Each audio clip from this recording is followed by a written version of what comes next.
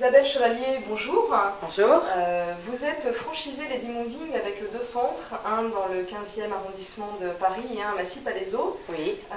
Quel a été votre parcours professionnel avant d'intégrer la franchise Lady Moving? Alors, je vais passer les quelques premières années qui n'ont pas grand intérêt. Je suis rentrée assez vite dans le commercial auprès d'un groupe de travail temporaire qui aujourd'hui appartient à Vedurbis, mais qui à l'époque n'était pas Vedurbis. Et j'ai fait 10 ans de carrière dans le travail temporaire où je gérais une agence de travail temporaire. Donc j'étais un manager commercial avec des équipes, des clients et des intérimaires. Pourquoi avoir fait le choix de la franchise? Alors, je ne l'ai pas fait à ce moment-là, évidemment, puisque après, je suis partie faire 9 ans de formation professionnelle continue, où là, j'ai formé des gens, surtout au métier commercial, évidemment. Et ensuite, je suis partie, enfin, on est venu me chercher et je suis rentrée dans la SS2I, donc Société Informatique, où j'ai travaillé sur des projets et beaucoup de délégations de personnel.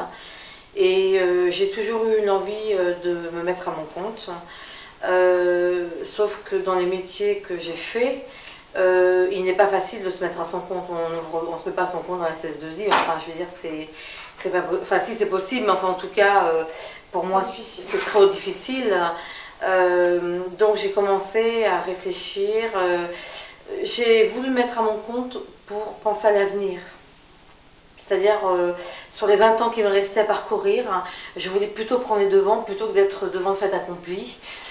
J'ai préféré prendre les devants, sachant que c'est quelque chose que j'ai toujours voulu faire.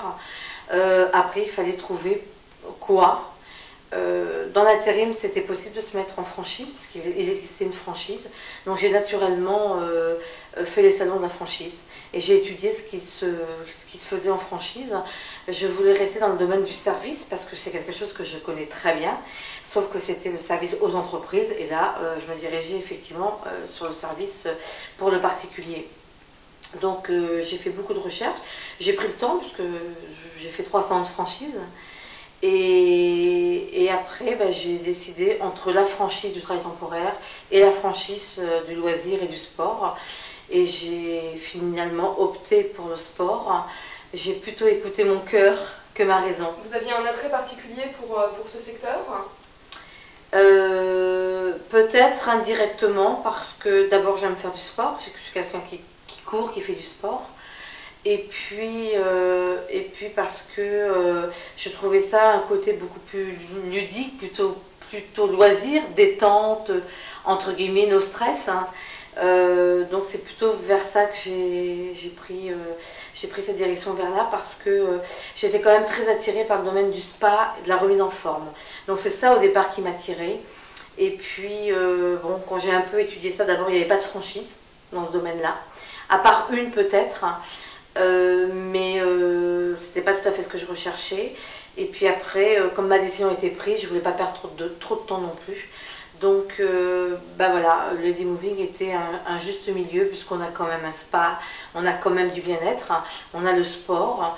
Donc finalement, je me suis dit tiens, finalement c'est plutôt pas mal d'avoir plusieurs pôles. Et voilà, mon choix s'est porté comme ça. Finalement, quel est votre sentiment aujourd'hui si vous vous retournez un petit peu et que vous regardez derrière vous? Est-ce que vous referiez la même chose?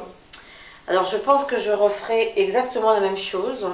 Je me serais peut-être laissé un peu plus de temps entre le premier et le deuxième club parce que quand vous avez qu'un an d'ouverture et que c'est une création, c'est certainement trop juste, trop tôt.